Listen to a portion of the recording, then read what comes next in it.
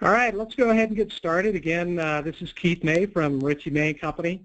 Thank you for joining our webinar on the new New York cybersecurity regulations. I'm just going to go through a couple of housekeeping items and then introduce our speaker, Mitch Tanenbaum. So everybody should be placed on mute.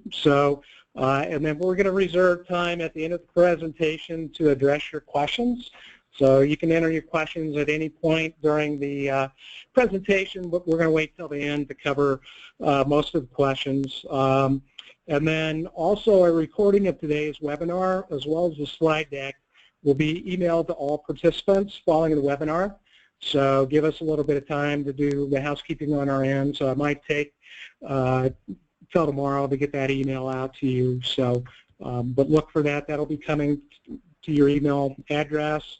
And then also today's webinar is going to qualify for 1 hour of CPE for anybody that's interested in obtaining CPE. To qualify for the 1 hour, there's going to be 3 CPE questions during the course of the webinar. So you need to make sure you respond to all 3 questions. You don't have to get them right. You just have to respond. And then at the end of the webinar, there's also a survey that you will have to fill out. And it'll take a minute to come up. We have to log out of the system before it pops up. So those 2 things, make sure to respond to the 3 CPE questions, as well as answer the survey at the end of the presentation. And then again, give us a day or 2 to get some administrative task in order, and we'll email the CPE certificates to all the participants who want to qualify for CPE. So with that, I want to introduce to you today's speaker, Mitch Tanenbaum of CyberSecurity. Mitch's background in cybersecurity runs very deep. He's the holder of 2 U.S. patents for security-related technologies. He previously served as Chief Technology Officer for Appsio and Mercury, and was also the Senior Vice President of Technology for Lender Live Network. He leads cybersecurity's SMB consulting programs in the areas of technology strategy, security, risk mitigation, process maturity, and IT operations. And this allows companies to access technical expertise on a project basis in order to augment your internal resources and expedite high-priority projects. He also has deep experience with startups and helps cybersecurity to provide very cost-effective and as-needed cybersecurity to their clients. Mitch leads the company's program for investors and M&A firms, which provides a pre-funding technical review of the developmental and our operational maturity of potential investment targets. It also provides post-funding periodic technical reviews to ensure the deal is staying on course. He is the author of one of the most insightful and respected cybersecurity blogs available, and you can find that on the cybersecurity website. So, also standing by is one of the other principals of cybersecurity, Ray Hutchins. So he will also be there on the line to add any color commentary that he might like to add. So we're very familiar with Mitch and his group. They've been helping our firm upgrade our knowledge and procedures in the cybersecurity area, and we've been very impressed with the results and of what they've done for our firm. And as a result of that, we've entered into a strategic affiliation agreement with cybersecurity so that they can help serve our clients that are interested in their cybersecurity services. So with that, I'll turn it over to Mitch. Thanks, Keith. Appreciate it. Thank you, everybody, for spending the time with us today. The New York regulation is certainly one of the most interesting regulations in the country. As I was talking with a mortgage lender in New York this morning who's certainly a little bit concerned, the history of the regulation, besides the fact that it went into effect on March 1st, is that Ben Lawsky, when he was in charge of DFS, proposed this regulation about 2 years ago. He socialized it with the regulators in all 50 states, and what we know about that is that there are regulators in other states who are currently looking at this right now to see how this New York regulation fares. But as a result of him going off and visiting with all the regulators, there was a lot of feedback that was received, and the regulations as proposed changed a little bit. They even changed late last year, but nonetheless, this is definitely going to be the strictest cybersecurity regulation in the country. So in terms of who this regulation affects, it requires everybody who is regulated by DFS in New York to comply with this regulation to differing degrees. That includes obviously banks and financial institutions, registered investment advisors, but also mortgage lenders and mortgage servicers, which is kind of the focus of our conversation today. Now, there is an exemption, but it's a limited exemption. The limited exemption covers organizations less than 10 employees, less than $5 million in gross revenue in each of the last 3 years, and less than $10 million in year-end total assets. But it's called a limited exemption because even those companies, even those small companies, are required to go off and comply with significant components of the regulation. It went into effect on March 1st, and the challenge is that the mortgage companies have to be compliant with a significant portion of the regulation by September 1st of this year. There are other parts of the regulation that have an extended compliance deadline of March of next year, September of next year, and one component of it which does not require compliance until March of 2019.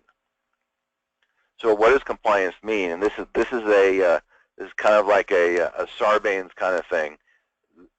An executive of the organization, whether it's the CEO, the chairman of the board, or someone of that stature, must personally sign a statement that the person has reviewed the reports, the certifications, and the opinions as needed, and that to the best of the officer's knowledge, the company is in full compliance with Part 500 of regulations. There is no room for comments on the form. This is either you are in compliance or you're not in compliance. And you as an officer are personally signing that you are in compliance. So we have our first Okay, great. We're going to go. Yeah, we're going to go ahead and launch the first CPE question. So you have multiple choice responses. Pick the one that you think is most appropriate, and we'll give you a minute or so to key in your answer.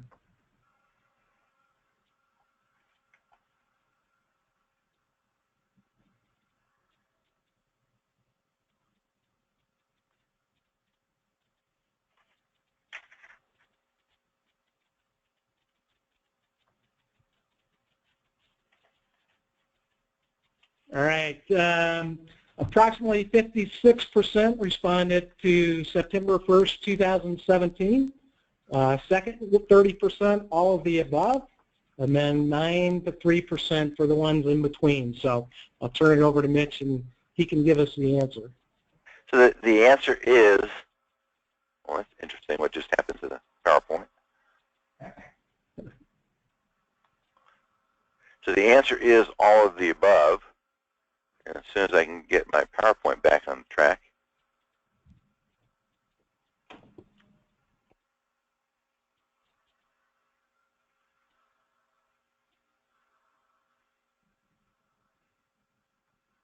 Mitch, if you start your slideshow again, it should go back. Yeah, I'm trying to, but that's not working, of course.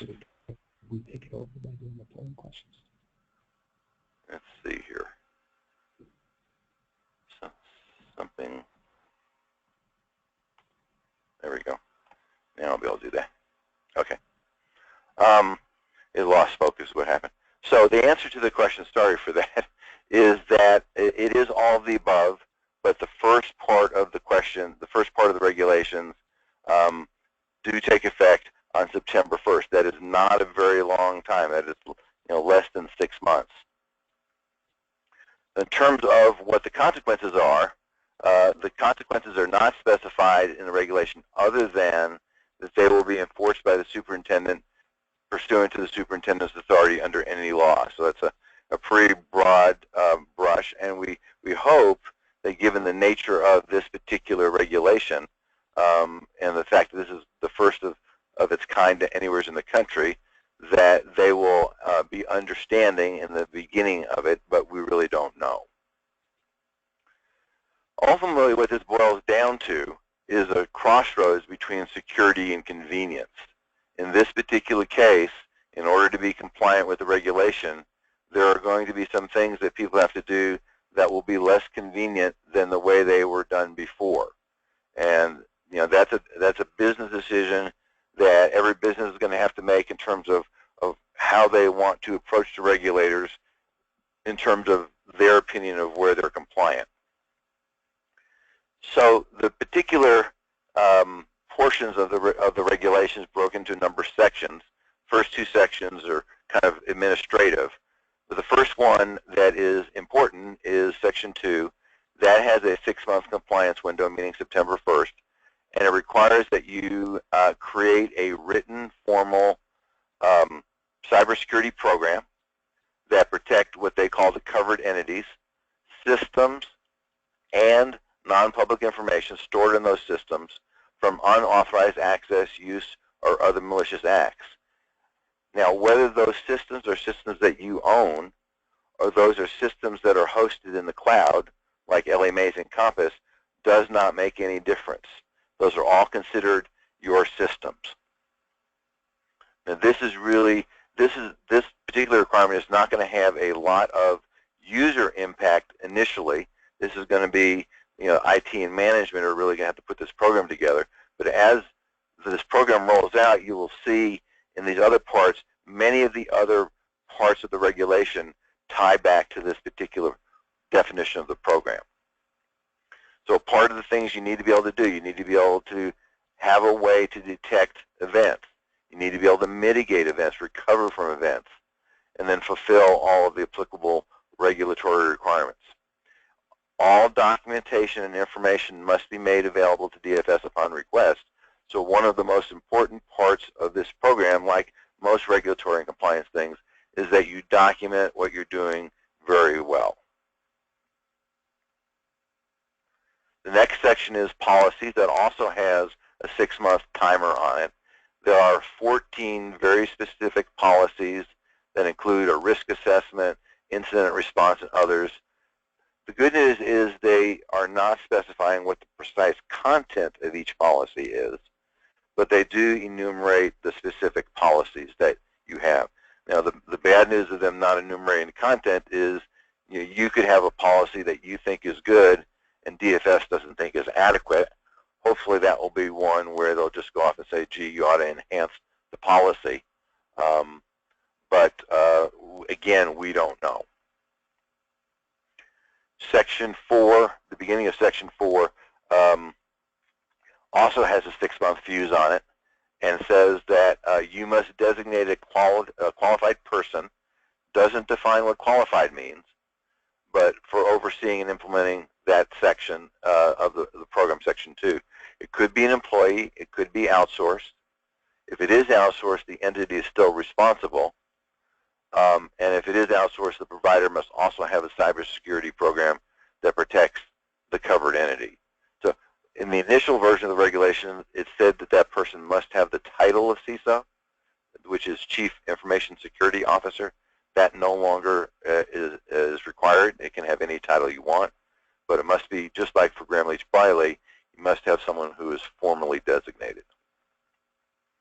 The next part of Section 4 has a 12-month window and requires that the CISO must report annually to the board or the C-suite on the state of the program, how you're handling the confidentiality of NPI, how you're handling the integrity and the security of the covered entity systems, the state of cybersecurity policies and procedures.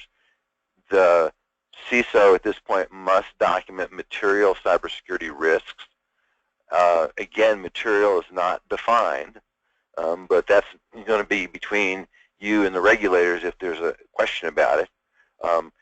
That report also must document the overall effectiveness of the program and any material cybersecurity events that occurred since the last report. Now, that says it's a 12-month window, but since each entity is required to report to the Department of Financial Services by February 15th. Our recommendation on that would be that that occur prior to February 15th so that you'll be able to say on your report that you have completed this part of the requirement. Now we have the next CPE question.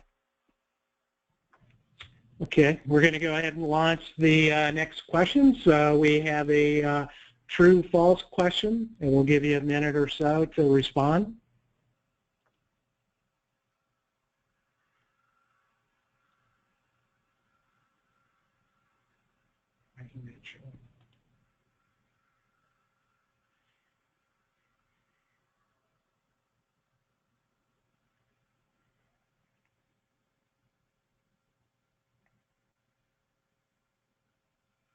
All right, I think everybody's pretty much done, and 84% responded false and 16% true.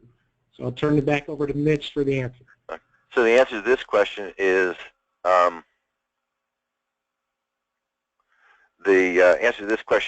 that the small companies are not exempted, but they don't have to comply with each and every provision of the regulation. So no one is exempted. Even if you are a one-person company, you are not exempted. The next section, which also has a 12-month window, and this is probably going to be other than for the very largest companies, everybody is required to either do continuous monitoring and testing or annual penetration testing and biannual vulnerability assessments. And this has to be tied to the risk assessment a portion of the regulation, which is Section 9 we haven't gotten into yet. But this is a third-party test depending on the level of complexity of the organization's infrastructure. This can be relatively simple or relatively in-depth, but this is probably something that no organization is currently doing. This is obviously something that we would assist a client in completing. Section 6 also has a 12-month window, is the audit trail, is designed to reconstruct material transactions. Again, material is not defined. It is to detect and respond to cybersecurity events, and the audit trail must be maintained for at least 5 years. So for many organizations, you know, if, for example, you're running on a Windows server and you have Windows event logs may possibly contain necessary information to reconstruct transactions, but likely that's not sufficient. But even if it is sufficient, it's unlikely that most organizations keep those logs for 5 years. So that's something that's, again, new in terms of the requirements. The next section is access privileges, and I'm speculating that many companies probably do this fairly well, but it's worthwhile reviewing. You need to, according to the regulation, limit user access to non-public personal information based on person's need to know. And then you have to have a formal process to review who has what access permissions on a periodic basis. So for many organizations, I'm guessing the first bullet is probably going to be okay, and the second bullet is probably going to be a bigger problem, that there's a formal documented process that will allow you to certify that you have completed this on say, an annual basis. So the next section may apply to some people, may not apply to others, is application security. For those who have developed or paid for somebody to develop internal applications, this section requires that you have a security development lifecycle process, which would include written procedures, written guidelines, written standards, written training for any in-house software developers. And obviously, if you are paying a third party to develop the software, then you need to make sure that that third party has these processes in place. And this ties into another section of the regulation, which is the third-party risk assessment program. But specifically for software development, you need to make sure that the development process is managed in a way that is documented. Now, the reason, one of the changes in the regulation between the draft regulation and the final regulation was that this initially needed to be in place within the same 6-month window. Some of the other things needed to be in place. And obviously they got a lot of feedback that said this is really not going to be possible. So whether you are using outside developers to develop software, whether you have an inside development team, this is something that would be useful to start now, understanding that creating this security development lifecycle model is something that's probably going to take quite a while. The next section is Section 9, Risk Assessment. That must also be done in 12 months. And that requires that the organization conducts a periodic risk assessment sufficient to inform the design of that program that is defined in Section 2 of the regulation. Now, again, one more time, they don't say what sufficient is, but we're looking at all risks enterprise-wide for sure, and it doesn't mean insourced or outsourced. It means both. So if you're using a cloud-based LOS or a cloud-based email system or a cloud-based CRM system, they're still in scope for this risk assessment. You have to have written policies and procedures that define the risk assessment process. And you also have to have a process to say how you're going to go mitigate or accept those risks. And this drives the rest of the program. You'll see in some other sections where it says in accordance with the risk assessment. So this would be something that we would recommend starting now. For one thing, if you find significant deficiencies, that would give you the ability within that 12-month period to be able to bring yourself into compliance with the regulations. And since it drives a number of the other things, it's going to be difficult to go off and deal with some of the other things until the risk assessment is complete.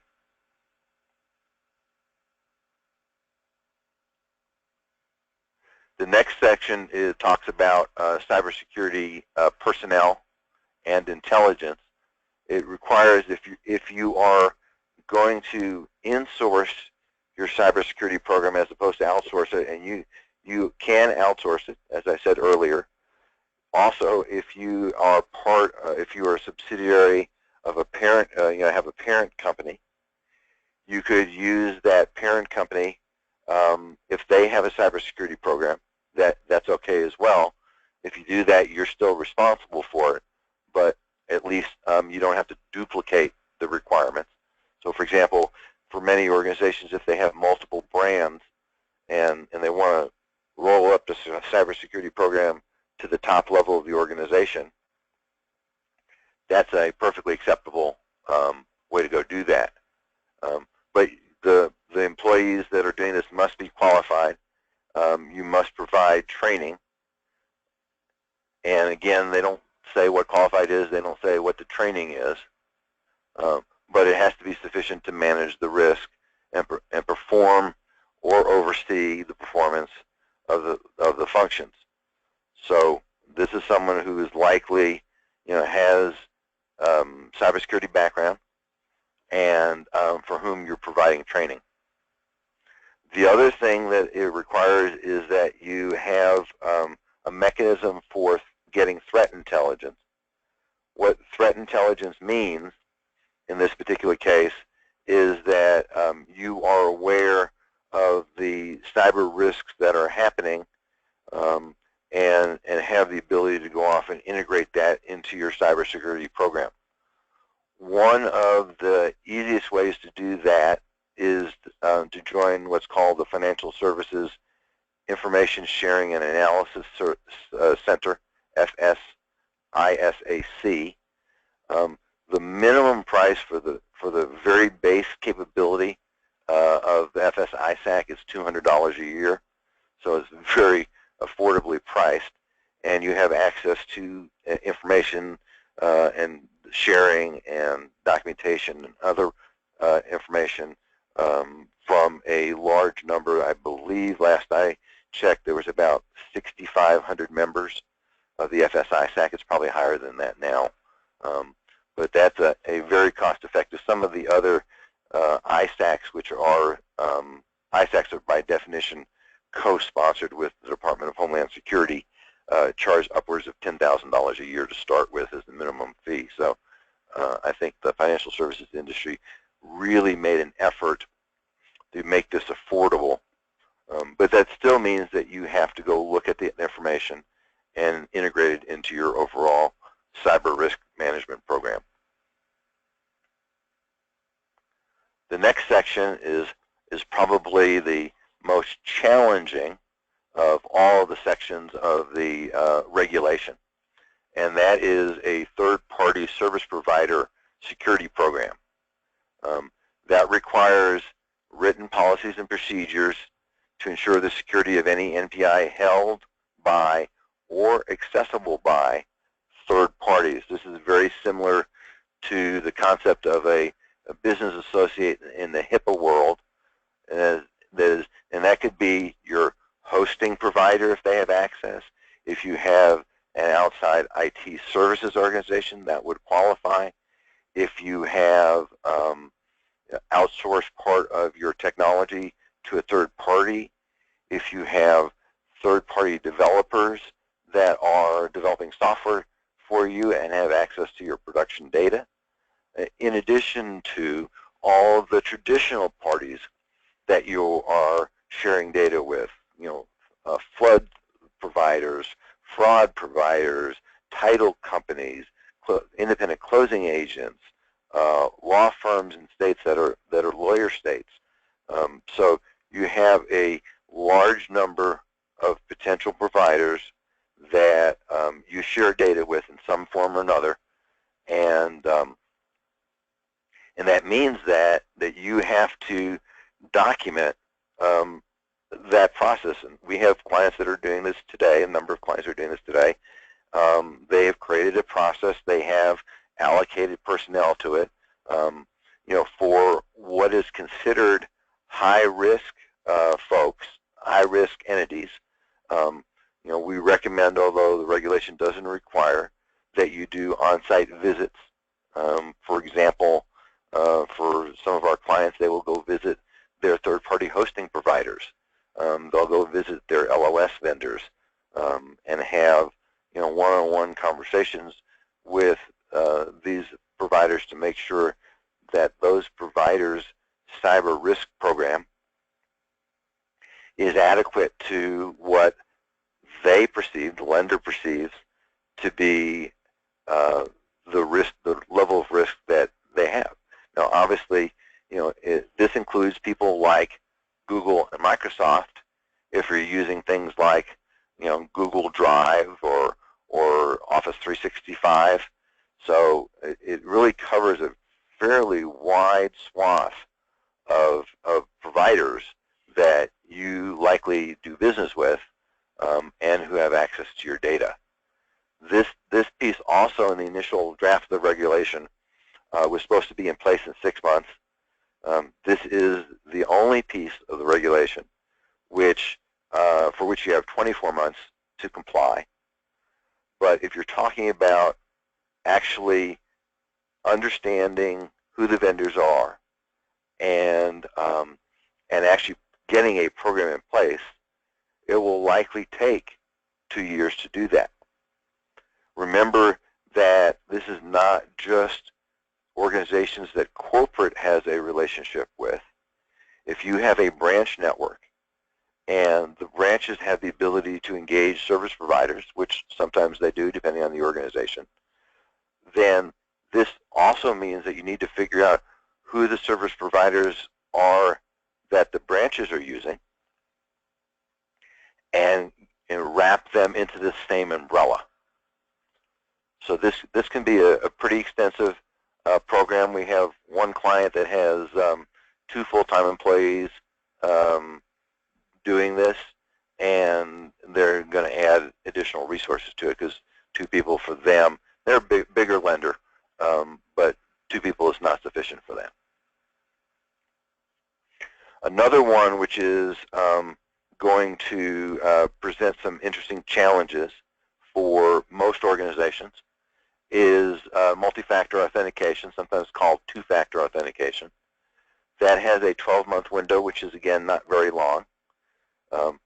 The one thing that they added to this is that it is based on the results of the risk assessment, but it is designed to protect against unauthorized access to NPI. It covers all remote access to an internal network, i.e., anybody who has the ability to VPN in or remotely connect to company resources would be covered by this. One of the things that they added to this in the revised regulation, I keep talking about revised regulations because there have been the original regulation proposed by Ben Lawsky and then a proposed regulation which was put out for comment last year, and then the final regulation which was released for comment on December 28th. So the CISO, or the person who's acting as the head of the security program, may approve alternate controls in writing, but they need to have the same degree of effectiveness as 2-factor. So this means your outsourced LOS system. This potentially means, obviously means your in-sourced LOS system as well, if it's remotely accessed. This could potentially mean cloud-based email if you are using some sort of secure email solution which allows you to send NPI over email. Hopefully no one is sending NPI over regular, normal, unencrypted email. It certainly affects any remote users who have access to the network. In many cases, this may require additional hardware or additional software on the part of the organization. It certainly will involve additional training on the part of the staff because now there's a new way to do things. It will also likely include additional grumbling on the part of the staff because nobody likes to change the way the process works. And you know, unfortunately, this is a requirement of the regulation, and the reality is that passwords just aren't sufficient anymore. It also would include people like any kind of network administrator who has elevated privileges, or perhaps an internal back office quality assurance organization that has access to the entire loan portfolio. Those are other examples of people whom multi-factor authentication might apply to. There is a requirement, although this is a pretty soft requirement, that you need to have policies and procedures for the secure disposal of NPI that's no longer needed. But it doesn't say that you can't go off and say that we need all of our NPI forever. You just need to write that down in your policy and say that our policy says we're going to go keep all NPI forever. Obviously, to the degree that you do that, you also have increased your security risk because now there's more data for hackers to steal. So that's kind of a balancing act in terms of how you want to do that. The key point, though, is that if you do dispose of it, that disposal is secure. And obviously, it doesn't affect any other laws or replace any other laws. The next section of the requirement is for training and monitoring. Again, this is based on the risk assessment. you have a requirement now to monitor the activities of authorized users, which is different than looking for hackers. You want to detect unauthorized access, use, or tampering of NPI, including that being done by authorized users, which is always a challenge. That's going to be a really interesting challenge to get the systems to go support that. And then the training must be updated based on the results of the risk assessment. So if the risk assessment has a 12-month fuse, and this training update has a 12-month fuse, and you wait till month 11 to do the risk assessment, then you're going to have a couple of weeks to go off and modify your training program. That obviously is not a really great plan. And so as a result of that, we recommend, again, doing the risk assessment early on so that you can take these parts of the regulation that require you to use the input of the risk assessment to modify it. And now we have the last CPE question. Okay, we just launched the last question. Again, multiple choice. We have 4 potential answers, and we'll give you a minute to respond.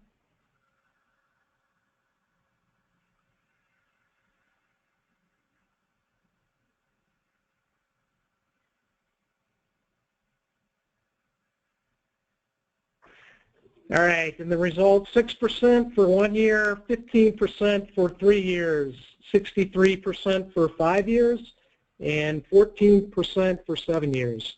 We'll turn it over to Mitch for the answer. All right, so the answer here, I can get my screen back. Come on, thank you, is 5 years. Now, obviously, you can keep it longer if you want to, but at least 5 years. And that's a lot of bits spinning around for a long period of time. And I am guessing that almost no one on the call is currently storing logs for 5 years. The next section, which also has a very short fuse, is Section 16, Incident Response Plan. This requires a written incident response plan, which is designed to respond to a cyber incident and recover from a material event. The material event is, again, what's defined as material is not defined, so that's kind of your role, but it includes the roles of people. So, for example, one of the roles in a typical incident response plan is crisis communications coordinator. Another role might be forensics. Another role might be legal. Another role might be operations.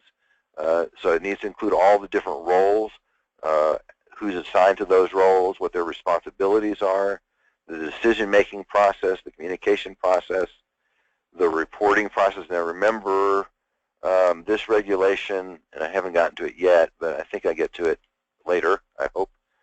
Yes. It requires that you notify the Department of Financial Services within 72 hours of an event. 72 hours is not very long. So to the degree that you have a written cyber incident response plan, that people have been trained on the plan, that you know, everybody knows what their responsibilities are and how to execute that. You have a mechanism for communication and things like that. All those are part of the cyber incident response plan. You need to review and revise the plan as required after any event. And my suggestion on this is, one of the people that really needs to be part of this incident response plan is a cyber knowledgeable external cybersecurity counsel. And what you'll find is, some of the larger law firms have departments that have cybersecurity expertise. A lot of law firms do not have that expertise, and that is in the early stages of an event. In terms of making decisions about what you're going to do from both a regulatory standpoint and also from a disclosure standpoint, it is really critical that the Cybersecurity Council really understands the role and understands what is required. So that is something, and that's you don't, again, none of these people are people that you want to try to be finding at the time when you have an event. So this is the next section. As I was looking ahead in the slides, Section 17 requires that you notify DFS within 72 hours of an event, or anytime you have to notify anybody else, and if the event is likely to cause material harm. Again, material wasn't defined, and I don't think that if you have to notify somebody else, I don't think the material harm clause applies. So if you have an event that doesn't require you to notify somebody, which is a pretty unusual event, right? Because any event that discloses non-public personal information, you're likely going to have to disclose. So most events will have to be reported to DFS within 72 hours. In addition to that, obviously you have this annual compliance report where an officer is personally certifying that you're in compliance. You have to keep all this documentation for 5 years, and that includes things like material improvements that are required, your remediation activities, remediation documentation. All of that must be made available to DFS on request and goes back 5 years. So again, a lot of this, like most of the compliance world, is documentation, documentation, documentation. So to the degree that you can document what you have done, that definitely improves your odds in terms of a DFS audit or a DFS inquiry. My guess is that we're going to see some random audits on DFS on lenders, and obviously it is likely that you'll hear from them in the case of any kind of event. One new thing that they have added to the last version is confidentiality. So in the initial version, the proposed regulation did not specify that information that a lender provides to DFS is exempt from Freedom of Information style disclosures. Now it specifically says that anything that you provide to them will not be provided to anyone else on the basis of a Freedom of Information Act type disclosure. And also they added the fact that severability is an effect that, if the courts were to go off and decide that some section of this regulation didn't apply, then that really does not affect anybody else. So at this point, I'm going to ask for questions. The key point is there is no easy button for this one.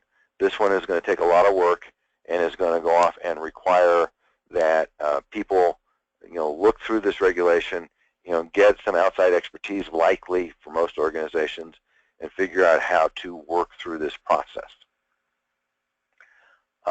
Please feel free to reach out to us if you have questions.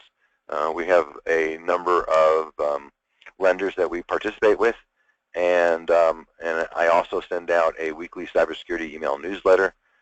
My email address is on the bottom there. Just send a request there if you want to be added to the newsletter. And with that, I'll open the floor to questions if there are questions. Mitch, we transferred a few questions over to you. Can you see those? If not, I'll read them off to you. Actually, I can. It's in a different section than where I was looking, but I see it now. Okay. All right.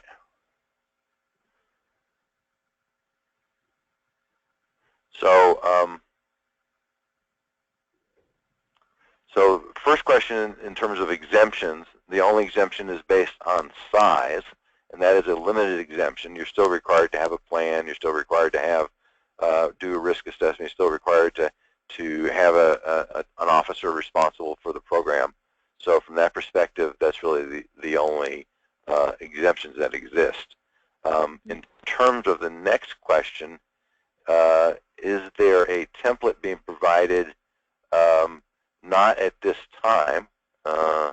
although if someone wants to contact us offline, we'd be happy to go see if we could work with you to understand that. You know, please feel free to reach out to us. In terms of the question about does this only apply to New York, it applies to lenders who are licensed to do business, and it could, in addition to lenders, banks, financial service organizations, you know, RIAs and stuff like organizations that are licensed. If you are servicing loans and you know you have a person who lived in New Jersey and then later moved to New York, you know, you now have a New York resident, you now fall under the DFS regulations. Whether you have chosen to get licensed or not, you're supposed to be licensed. So from that perspective, this is a, you know, you now may become New York compliant, or need to become New York compliant, whether you were or not. In terms of application security, the question came up in terms of what about a team that just writes scripts to run SQL jobs or database management stuff? I'd say the answer is if that team is touching NPI data, then you need to have a security development methodology. Now, it may well be that that methodology is relatively simple compared to somebody which is developing a new web-based application that is publicly available on the internet. But those people touch NPI data, so they have access to real live data, not just test data. And the way those scripts work could potentially inadvertently expose data to people for whom they don't have a need to know. So from that perspective, I would say yes, we're in a situation where those people do need to be involved in that. Next question is that you mentioned that an ABA can use the parent company's security program. Can they also use the parent company's CISO and qualified person? Absolutely. So if you are a subsidiary to a bigger organization and the bigger organization has an effective security program, then, and that organization is willing to go off and take on the responsibility of making sure that you're compliant, that absolutely works. In terms of, next question is, when does archiving need to begin? So I'm going to have to look at that quickly.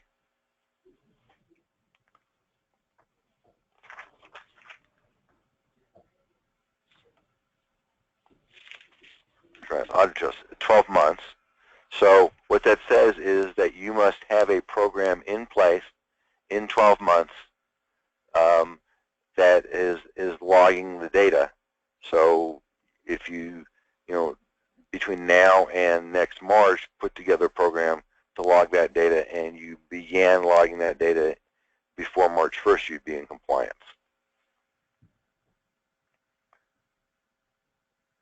Next question is, if you are exempt, you don't need to have a CISO, and I think I need to go look that up. I think the answer to that is no. If you are exempt, you still need to have a CISO. CISO can be, again, it could be an outsourced role. Obviously, it could be somebody who is doing that in addition to other job responsibilities. But it still needs to be somebody who, since you have to have a program, you need to have somebody who is overseeing the program, and that is the person who is functioning in the role of a CISO. And just to be clear, there is no requirement that that person has the title of CISO. It just needs to be the person who is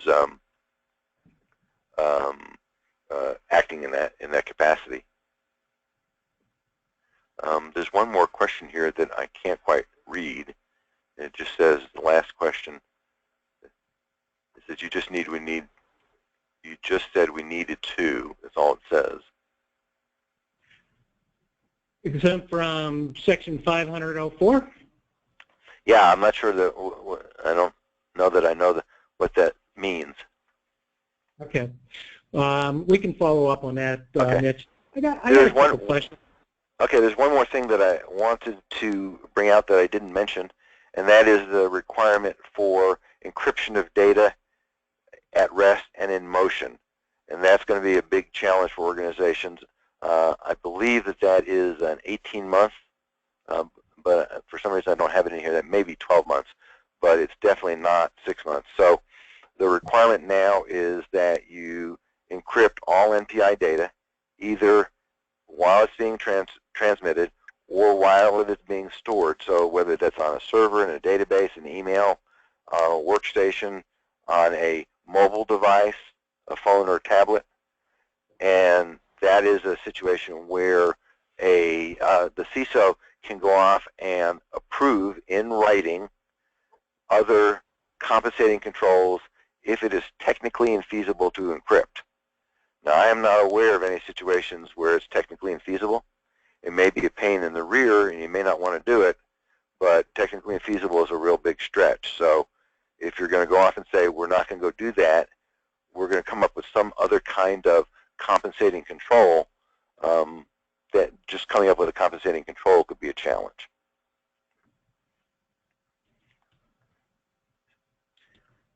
So Keith, you said you had some other questions? Yeah, just a couple quick questions. Obviously, this regulation is only applicable to New York, but I mean, can you speculate on what may happen with some of the other state regulators? I mean, do you anticipate I actually can. So what I can say definitively is that we know that California is reviewing this and considering their response to it. So we know that for a fact. We also know that the National Council of Insurance Commissioners is currently drafting model legislation based on this regulation to be presented to state legislatures in all 50 states for consideration for rolling out.